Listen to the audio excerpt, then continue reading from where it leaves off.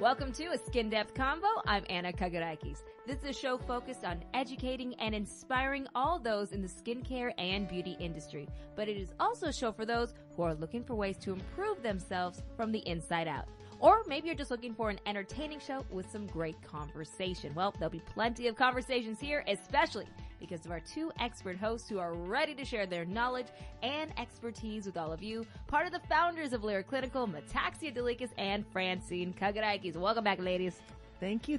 Number 2. Show number 2. We are rolling. And we are so excited on number 2. We should be excited. It's a fun show. We're going to have lots of fun on this. Now, last show, we got to kick off a SkinDepth Convo by really getting to know you, your background in this industry. We also had a little champagne last time to really celebrate the first episode. Today, I brought in something different. I brought in a little hard seltzer, a little tropical flavor. How do you like it? I got the watermelon kiwi. Ooh, it's very good. I'm already halfway done with pineapple. Good. Keep on drinking. And feeling very good. Well, you should. Are you treating it as a big gulp? Doesn't matter. Halfway done either way. She's ready for the show. She's ready. Well, you know what? It's funny because hard seltzer has actually become one of the more popular products now when it comes to, alcohol drinks and everything. Actually, the wine industry has taken a little bit of a hit because of it, but it's been incredibly popular. What's actually really popular that we're going to be talking today in our roundtable discussion is anti-aging. It is one of the most popular topics in skincare. We'll talk about that a little bit more. Plus, Metaxia and Francine will also answer your questions. If you have a question for them, send an email to skindepthconvo@liraclinical.com. That's skindepthconvo@liraclinical.com. If your question is featured on the show, you'll also receive a special gift from Lira. That's got to be good enough to get you onto the show here, right? Get excited. You hear your name. You hear your question. They'll answer it and get a little something from Lira, right? We want them to know that we appreciate all of their questions, and we're going to do our best to give them the best answers possible and some little bit of Lira to go with it. Now, but first coming up, we're also going to hit on the biggest news in the skincare industry. There's a new bill on the table that will affect skincare and how products are labeled. Is your product truly natural? We're going to find out a little bit more about that. Well, it's about time. Yeah, I know. It's about time. There hasn't been any new bills or hasn't been anything to kind of focus on the way we regulate natural or organic. So it's about time. I think it's about 80 years. Yeah, it's about 80 years right now. So we'll get into that in news next. But also, can simply breathing reverse the signs of aging? Well, breathing is so very, very important. It is one part of anti-aging, but there's a lot more that we have to add to it. So go ahead and breathe, but at the same time, you need to put something on your face. All right. Well, hopefully, maybe we'll find out it might be a little more simple than we thought after all, right? Well, we'll breathe and find out. Yeah. Are we going to use oxygen as one of our protocols now? Well, we are experts on this. And as we have Why are you experts? Because we have some pulmonologists that we deal with, and we deal with CPACs. So what I do have to say is, Metaxia, I think you have a couple of puffs at night for some anti-aging. And I am excited that I will have some puffs coming up myself. So oxygen is important, but it's only one part. And we really are only talking about oxygen. That's literally what we're talking about is oxygen. That's the only puffs we're talking about at this moment. That's all we're talking about inhaling at this time. We've been doing anti-aging treatments without even knowing it. Exactly. Yes. Adding our oxygen to our Lira skincare. Well, I do walk around the block at lunchtime with you, and we walk around to get that oxygen, so it is important. It is a great thing. And also, like I said, this is a show about getting you to be better from the inside out. So we'll get into more of that next in news. A lot's coming up on the show today. But first, a word from Lira Clinical. Lira Clinical takes today's skincare to the next level. Using cutting-edge technology and the best high-quality ingredients, Lira gives you brighter, healthier, younger-looking skin. With award-winning products, advanced education, and innovative skincare philosophies, Lira Clinical is redefining aesthetics and offering superior products and treatments that produce remarkable results. It's beauty from the inside out. Be bright, be beautiful, Lira Clinical. All right, so let's get into a little bit of news going on in the skincare industry. So the first thing, there's a new cosmetic reform bill. So New York Representative Sean Patrick Maloney introduced the new landmark Natural Cosmetic Act, which would define the terms natural and naturally derived ingredient as they relate to personal care products. Now, there hasn't been any major federal update to the cosmetics regulation in over 80 years. It seems absolutely ridiculous.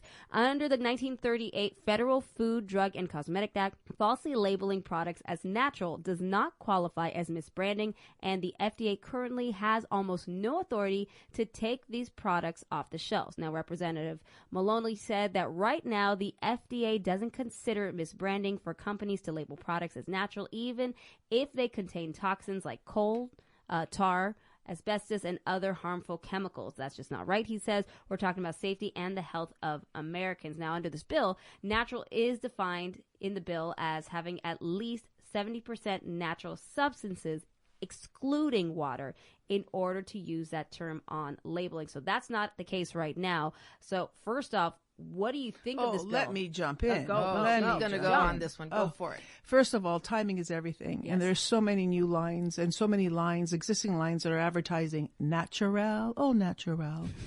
But you walk down a trade show and you literally see signs and pop-ups and trade show booths saying natural, and they're green and they're showing all this nature type of scenes. And you really look at it and you're thinking, wait, it means something special because you're trying to be more selective. And this bill and what we're finding out with your news piece here is that it's all baloney. Yeah, it doesn't exist. It's marketing. So you're buying this product thinking that you're spending the quality money that you worked really hard for a natural product, and it's not natural because it could be asbestos tainted. Think about that.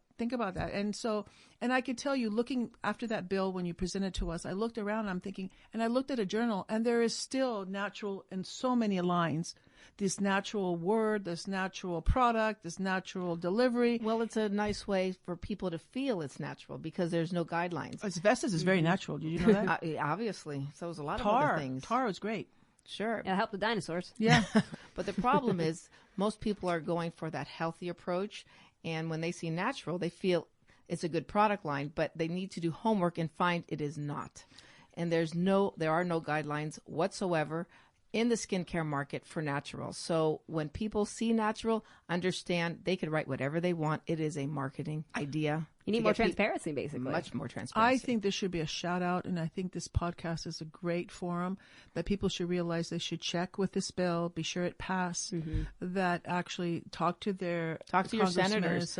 It's important because your clients need to know this. Especially we're in the skincare industry. And an esthetician telling her client that this is the natural does not mean really what it's supposed to mean, that there's a bill, it's going to change the industry. It's about time. 80 years is a long time to wait for something to be labeled properly. I mean, when you talk about cosmetics, you're talking about not just obviously the stuff you put on your face, you're talking also about shampoo, lotion, deodorant, hair dye, nail polish, shaving cream, all kinds of personal care products. But you're talking about right now, obviously you've been in the skincare industry, you work with products.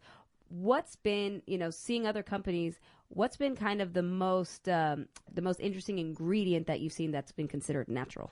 Well, our mastica is natural, but that's us. And we happen to favor our mastica because it does come from an island in Chios, which is a resin from a tree, but that's for another podcast. Oh, that's actually earlier. For a little later in the show. That's right. Yeah, but she's bringing up a good point. When we say mastica, it is natural. We have documentation to support that. There is some testing that we have to do.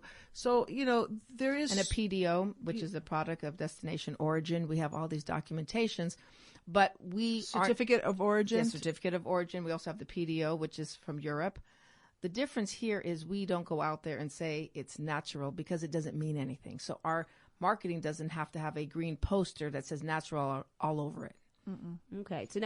So for consumers, say, like for me, if I'm going to go get my skin done, is there something I should ask my esthetician maybe? Like, hey, how do I know if this says, this says it's natural? Is there something I should ask? I would ask the esthetician, what definition do you give for a natural product or a natural ingredient? And then be aware that she's not going to know, because I could be honest with you, I didn't know about this bill until you brought it to my attention. So if I didn't know, I'm pretty sure most of the consumers. So being aware of this and having it change is the best thing, because eventually things will get corrected and the bill will pass, and then natural will have more of a better meaning to it. But it will mean something at this point because the esthetician, he or she, what they can do is pull out a brochure, and what they'll do is they'll show you certain ingredients that are in a product, and they say, oh, it's a natural ingredient. Many lines use botanicals. We use botanicals in our products. We love them. but there's certain things that you have to put in there to be active. So again, the esthetician, all they have in their hands is what they are told. So at this point, letting them understand that the bill needs to pass and we need to get behind it and make sure it passes, products will only get better for doing this. So the other thing I'm also reading here is to maintain accountability, the bill will require suppliers to conduct carbon-14 testing, which they must submit to manufacturers. The bill would also give the FDA authority to issue a cease and distribution order, public notice on the FDA website, and voluntary recall authority of any product deemed misbranded under this act. So lots of work. We're going to be keeping everybody on tabs on what's going on with this as it goes on, obviously, as this bill continues forward. But a lot of hot button words that you think of. You think of things like gluten-free, organic. Those are hot button words that you see everywhere. Am I correct? Oh, yes. And we need to do a podcast on gluten-free eventually, too. Really? Okay. Oh, yes. Do you know what is natural? Air. Let's take a breath, everyone, all together. Breathe in. Breathe in. And slowly breathe out. I like this. I feel relaxed already right now. All right. So the reason I'm asking this, or I'm telling you to breathe, oxygen is obviously very important to the body in numerous ways, but an innovative Germany-based company called Airnergy has revolutionized oxygen delivery and treatment with the creation of its Airnergy machines. How it works? Well, users will inhale air treated and spiralized by the machines for 21 minutes. That air is then ingested, which makes it easier for cells to effectively use oxygen without creating any harmful oxidizing effects. Improved use of oxygen would actually promote mitochondrial cell activity and communication, which regulates metabolism and releases new energy vital for healing. Airnergy uses a patented system based on methods from photosynthesis, special light waves, and catalysts. Now, the FDA has approved Airnergy machines as medical devices, but high-end spas across Europe are now integrating these machines into their menus under Airnergy forced breathing stations, and some researchers say it may be possible to reverse aging and illness by returning the patient to a more aerobic, oxygenated state with healthy circulation. Very interesting machine. Is this something that actually could work? Absolutely, yes. We have been always advocates for telling people that they need to walk more, do more, because the oxygen on the skin comes from within the body. So when you're breathing in, you're going to be able to oxygenate the body. Those red blood cells go to the surface, and at this point you oxygenate your skin, better healing, the skin looks better. Very, very important. This also teaches people to know how to breathe, and it also, if there's a forest scent to it, as you said, calming. Very, very important to know that we have to calm down, allow the body to work as it needs to work, and not be as stressed out as we all are. Well, oxygen plays an important role with your mind and your organs. So taking deep breaths, if you're going into a panic mode and they say stop, breathe, kind of reassure your organs and your it's under control. But oxygen plays an important role internally. The problem is that in aesthetics, there's a lot of companies that are selling these oxygen machines, and this is only my opinion, that they actually spray oxygen on the skin, which to me doesn't make that much sense, because oxygen raises to the surface. It goes up. It doesn't sit on the surface. And the skin only takes in so much oxygen. Yeah. And, literally, if you could breathe through your skin, we would be, we would drown under the water. It's just, there's so many different factors. But working with a lot of pulmonologists, I could tell you that breathing is really one of the vital part of functions in life. It sure is. And taking fresh forest air in makes a lot of sense, because if you've ever taken a nice walk and have taken deep breaths, you notice you feel better. Actually, it's a really reassuring to your internal organs. So I think it's a positive thing. I'm glad to see that. And I think when people are having treatments, we do have to remind them about breathing. And the room, this is why a lot of estheticians actually use essential oils in their rooms, because it also gives the atmosphere of breathing, feeling good, having that atmosphere correct where you're slow down, breathe deeply, oxygenate. So it all sounds like also kind of that fresh air. And that's something that I take also from this forest breathing stations. They're talking about photosynthesis, and it's breathing that fresh air rather than, no matter what people think, it is a different type of air outside with pollutants out there, whether it's cars or whatnot. Is there something also to be considered when it comes to that type of air? You make sense, because if the body doesn't have enough oxygen, you see it the first signs in the skin. You see that gray, that dullness come into the skin. So it makes sense that the skin is also giving you signs that there's not enough oxygen internally. So I believe oxygen is really vital to all of our functions, and skin is one of them. I remember visiting Breckenridge. We were visiting Brenda, one of our partners. And there was an oxygen station, because when people are out there and they're having a drink and all that, there's an oxygen bar, and you go there and you just stop and breathe and you feel better. Yeah, I mean, that makes complete sense. When you're drinking alcohol, obviously your elevation. Yeah, the elevation is going to affect you faster. Absolutely. So I sat there and I had some oxygen. It felt a lot better.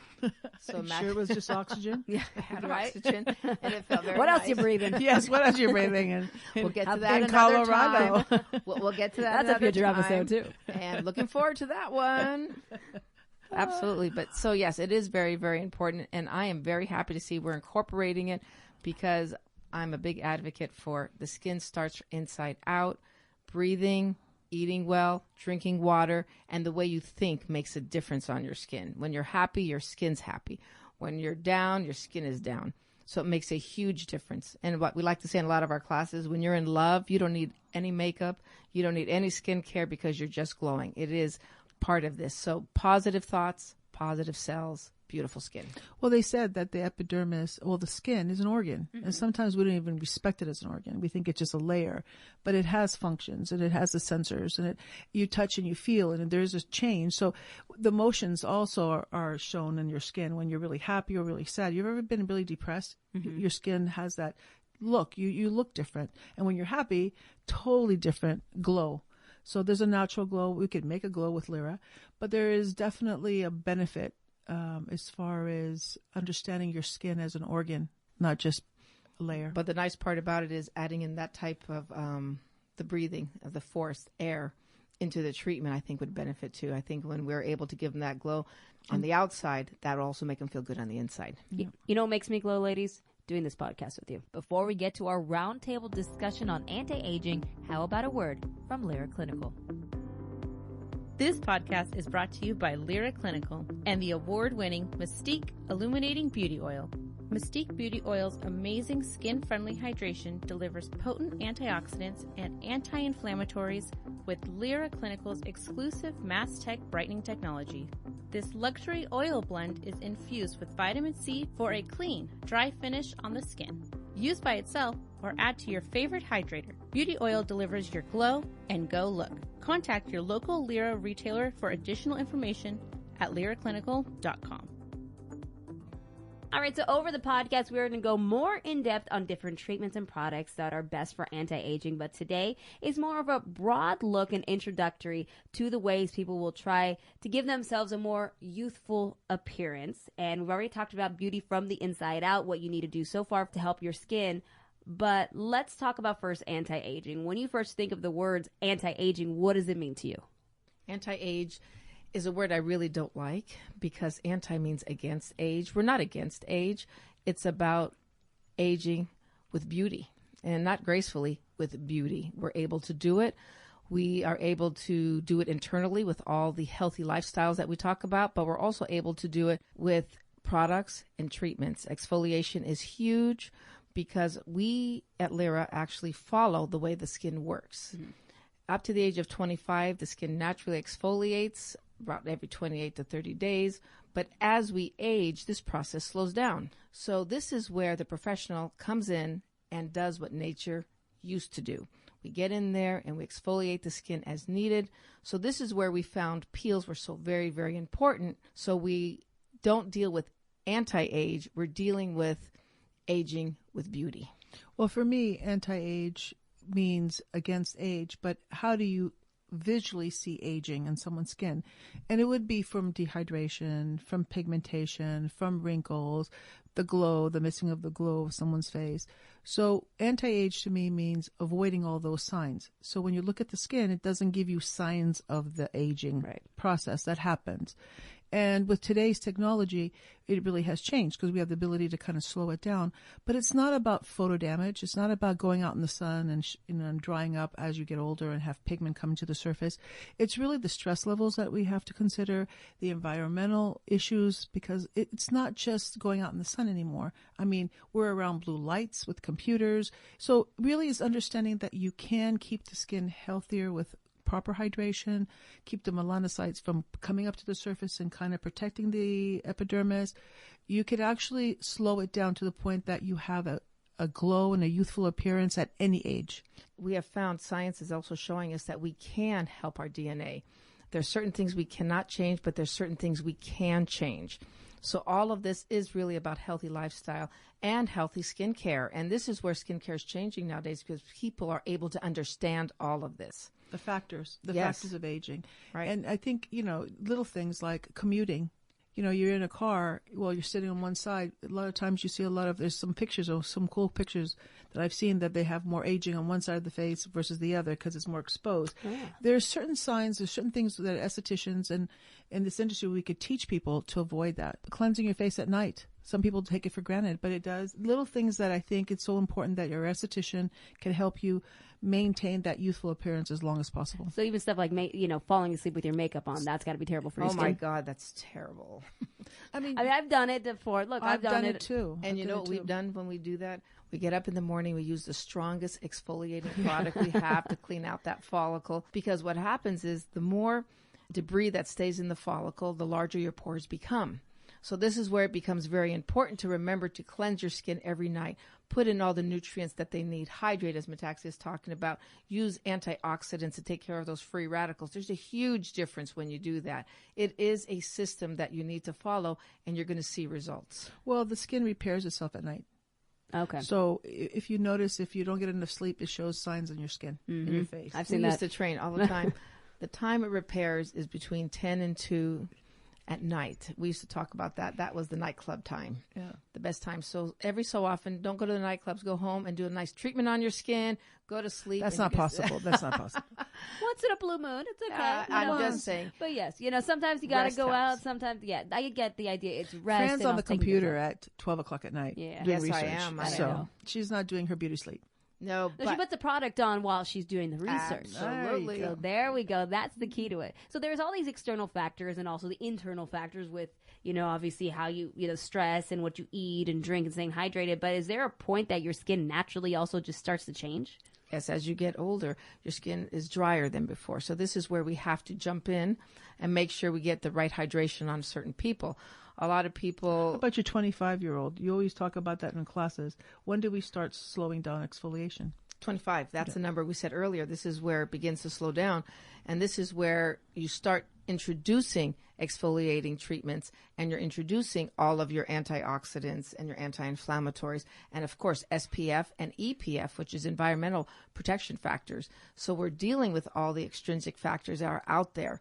And this way, we make sure that your skin, you age with beauty. And the one thing I have to add to that is that you just don't treat your skin from the chin up. You should treat your neck, décolleté, your hands, because when you're looking at signs of aging, you're going to look at the body as a whole, and you'll notice your neck, your décolleté, your arms. So when you're wearing SPF and you're protecting your skin, or you want to keep that youthful appearance, it really is going past the jawline and working on areas that are more exposed to the sun. And a lot of times your professionals, what they do is they extend their professional treatments down the neck and the décolleté, because as Metaxia is saying, you want to make sure the skin looks even, it looks hydrated and bright. Okay, now I know that in this market there are tons and tons and tons of treatments and things you can do for the anti-aging effects. I know we're talking about all the stuff internally and everything, but let's talk about treatments themselves. Kind of a broad view. Obviously, we'll go more in depth on specific ones later on in the show. But what have you seen on a broader base? Like, what works and what's something that maybe a lot of people don't actually know about? For me, for what works is literally what the skin needs. So each person has a totally different requirement or need. And I think that you might have a 20-year-old that has more needs than a 40-year-old. And there is Botox and dermal fillers out there. So sometimes you could look at a 40-year-old and they look like they're a 20-year-old. So really determine what that person needs. And the key thing is prevention. You really have to be aware that avoid a condition. So wearing SPF at a younger age, I mean, I have my grandkids, we never put sun protection on our kids when they were growing up. Now we are running around trying to protect their skin. So it's changed. So prevention, number one, and really determine what the person needs. It's more of a personalized type of choice that an esthetician will do. which is really important. It's not for the masses. I'm not going to put a YouTube and this is what you do. You really have to consider what kind of prescriptions they're taking, what kind of lifestyle they have. These are all factors that will kind of weigh in to decide what kind of treatment they're going to get and what kind of home care they're going to have to support that. And prevention is the big one, because you're going to see, you have young people, you have young surfers out there, and they might have some wrinkles on their forehead due to the sun, but their skin's not sagging. So those wrinkles don't look bad on them. They just look cute with a couple of lines, maybe laugh lines or little smile lines. Smile lines, or what do they call them? Impression lines. Are you looking at their body or their face? Well, both. And so what's happening is when you're looking at them, they don't look bad because there's no sagging going on. But you take those same wrinkles and you put them on somebody who's older, who has saggy skin because the elastin has broken down. The collagen, elastin in the skin have broken down. Now they look older. They're not cute anymore. So this is where we have to deal with all of these treatments as we're doing, is to make sure that we're jump-starting collagen and elastin and hydration, and we're dealing with free radical damage and putting in all these antioxidants, because we're dealing with it through prevention so we don't get to the point where the skin is sagging. Speaking of prevention, one of the things I've seen is straws. Does that actually cause wrinkles when you use a straw? When you use that muscle, yes, I've it does. seen it. Smokers and straws. Yes, and people use more and more. Well, now actually they're using less because they're not as available because of the plastic, and we're using more of the paper straws that they're using. But yes, it is a factor in lines, and so yes, people do have to worry about it. I used to think at first, like, oh, I'll use a straw because that way my teeth don't get yellow from drinking coffee, so it'll be better for my teeth. But then I'm thinking, okay, it's a lot easier to whiten your teeth than worry about getting the wrinkles on your face off. Well, vaping is another one then, because obviously the same idea as smoking. So yes, those do cause lines, and what you need to do with that is make sure that you are getting treatments to deal with that in that area. You're going to have to make sure to target that, as Metaxia is talking about, what the skin needs. That type of person is going to need more treatments focusing on that area. And what's really cool is that you customize even the face. You don't, some areas might, like for example, above the lip, if you are using straws, you might need more of a treatment there, or more of specialty ingredient that's going to help it there. Your eyes, some people a lot of squint with their eyes, and sometimes they have more of the lines or their forehead lines. So really, if you get a good esthetician and she knows what she's doing, she's going to customize your home care to take care of that targeted area that you're concerned about.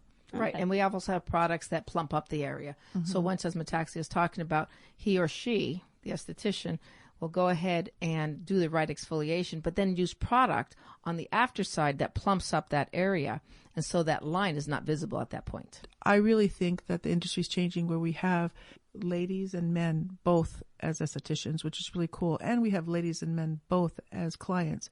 It's changing. Yes, it is. So I think that what's really cool about it is it's not just a woman's type of treatment or a woman's type of service. We're doing it all over the place, and I'm really happy to see that. I mean, we have some beautiful results from men who are estheticians who are doing really well, which have also helped us in the industry, because in 2013, when we started introducing products, there was one product, the Pro Firming Serum, that was in a jar. It was a beautiful serum, but the guys loved it, and the guys came to us and they said, listen, it looks too feminine. We want it in a different container. We put it in a airless package, and it's, again, a little more universal, unisex. So we do hear everyone. We do listen to our wonderful, wonderful clients, and they help us quite a bit. I mean, look at the men and how it's changing right now. I just told you this earlier. The future market insights actually anticipates men's skincare market will actually reach $10 billion and will have a double-digit compound annual growth rate through 2029. So you see more men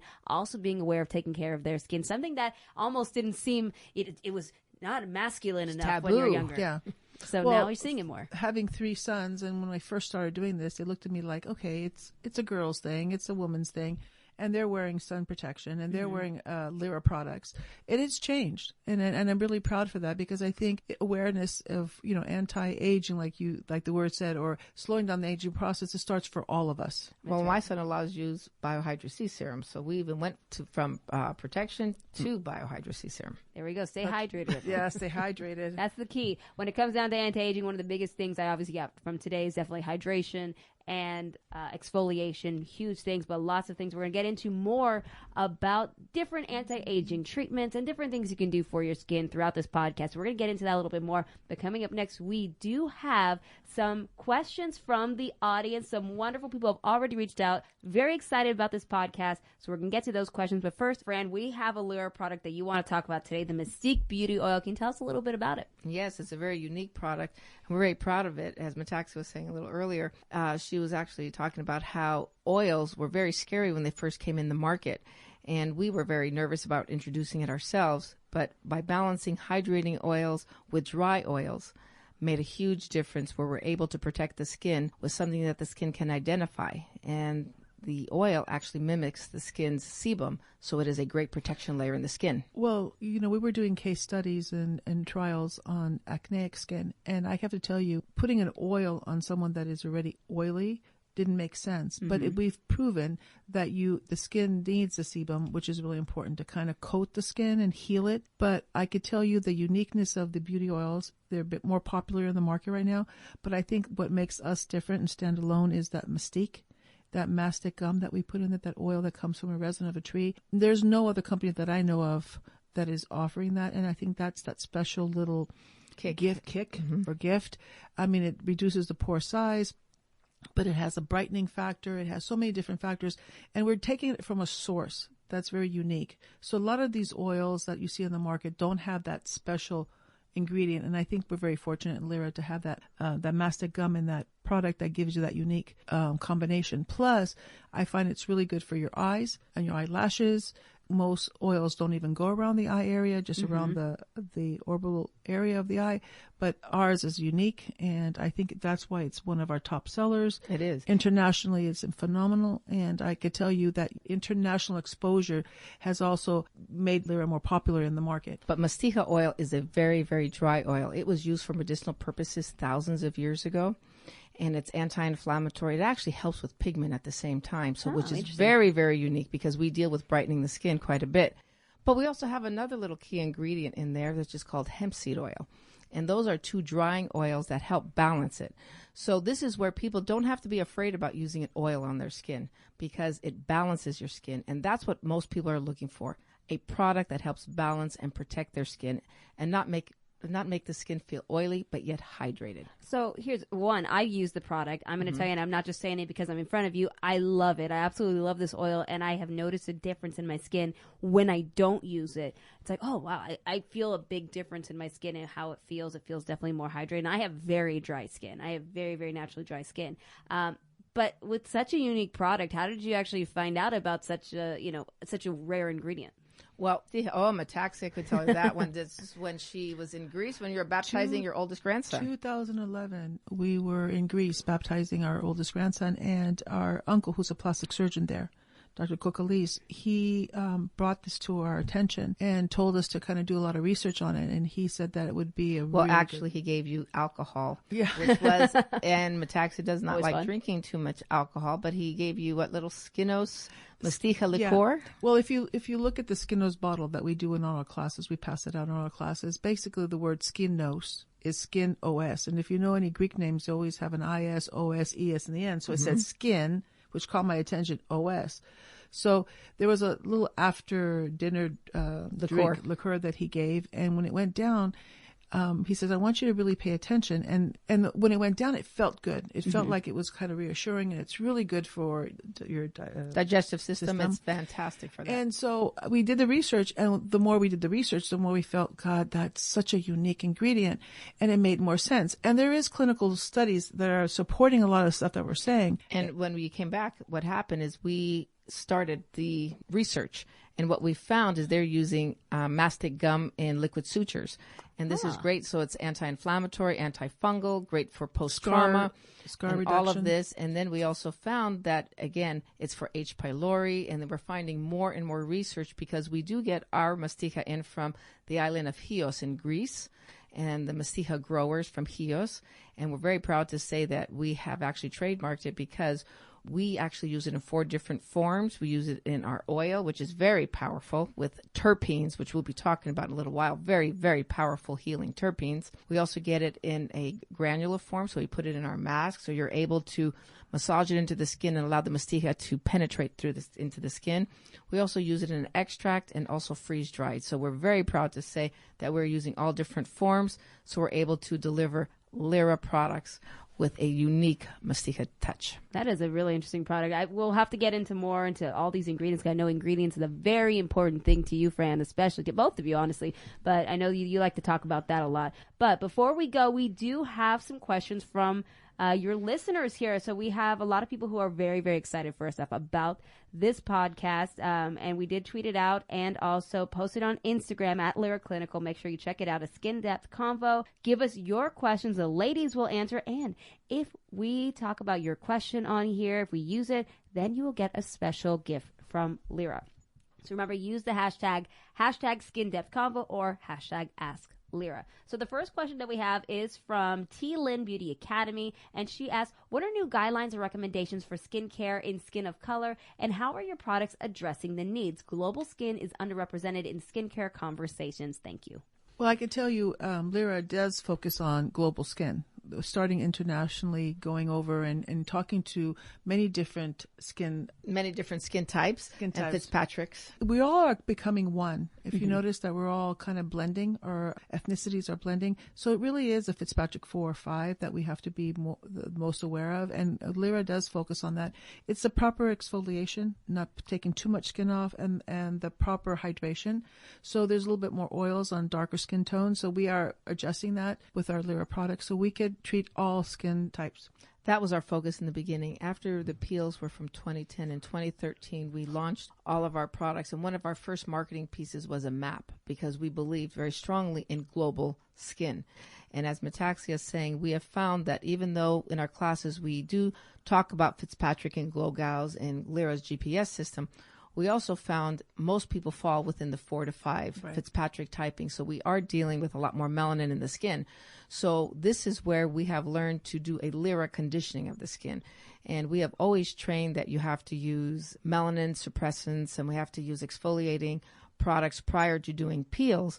But this is where Lira also adds in hydration and all the powerful antioxidants and anti-inflammatories. So when you're conditioning the skin, skin can tolerate, including global skin can tolerate the Lira peels. Well, global, the darker the skin tones, the more activity the melanocytes have, the more to the surface they are. So the fact that we're aware of that and how the melanocytes work is really key to addressing, all the skin types. Okay. Again, so T-Lin Beauty Academy, thank you for your question. That's from Radford, Virginia.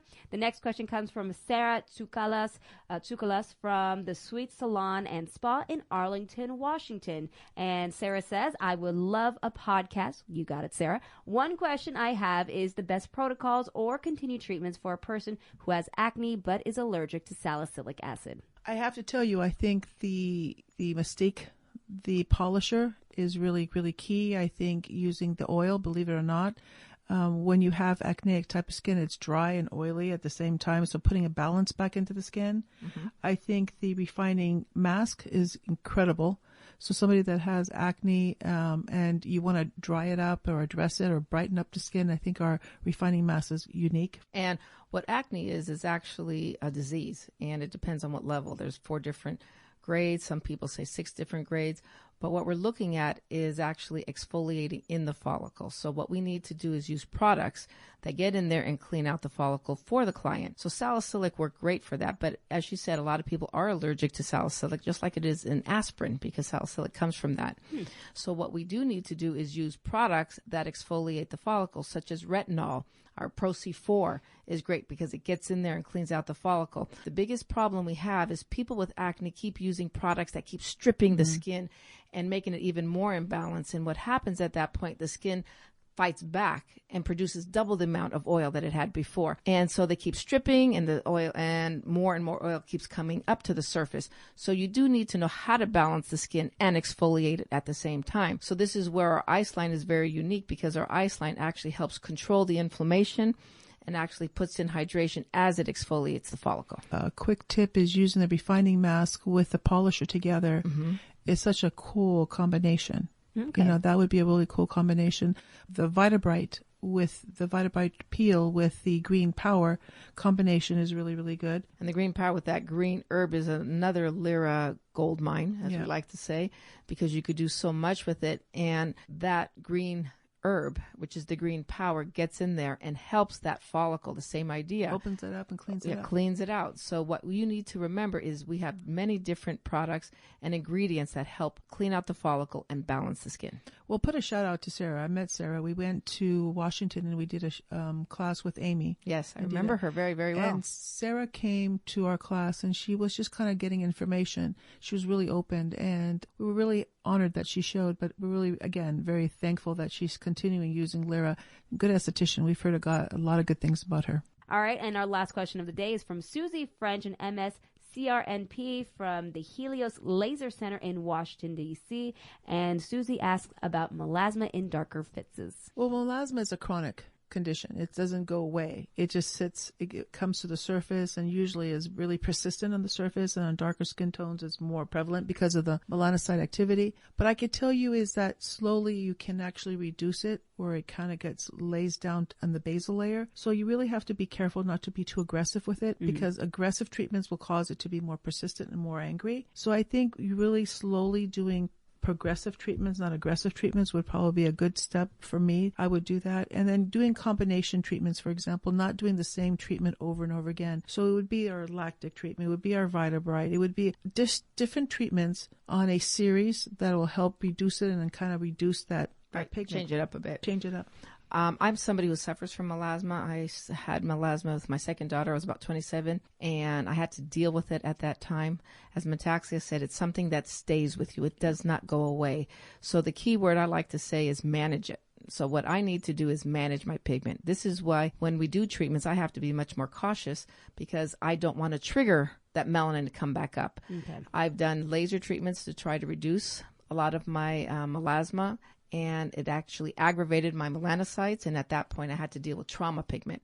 So this is where you have to make sure you're skin friendly. You get in there, you manage it with skin brighteners, you manage it with product, and then you do treatments. Just be cautious not to trigger it and make it worse, but in the rest of your life you're going to manage it because there's cell memory and it's there in the skin. And what our key thing is to do is keep it at bay, keep it controlled, and keep it happy. Really, once you start to see a little correction, that means it's a start. You kind of move in motion, keeping it in motion. Once it feels reassured and there's enough hydration, enough SPF, and sun protection for it, it starts to relax and starts to relax. But you need that ongoing treatment to keep it getting lighter and lighter slowly. 100% improvement is really hard to do, and that's a false promise that people say out there, oh, I could get rid of your melasma. It really is rooted. Well, that's important what you say, because people walk in to a clinic and they say, okay, how do I get rid of this? They want one treatment and one product to go home with. And this is where the professional, it's very important to educate them. Just like they went to many, many classes, they've taken many courses, and they keep learning about how products work and how treatments work. This is where the professional needs to explain what they need to do and how to manage it as a lifestyle, not a one-time service and one product. It doesn't work that way. It's a lifestyle to manage melasma and pigment.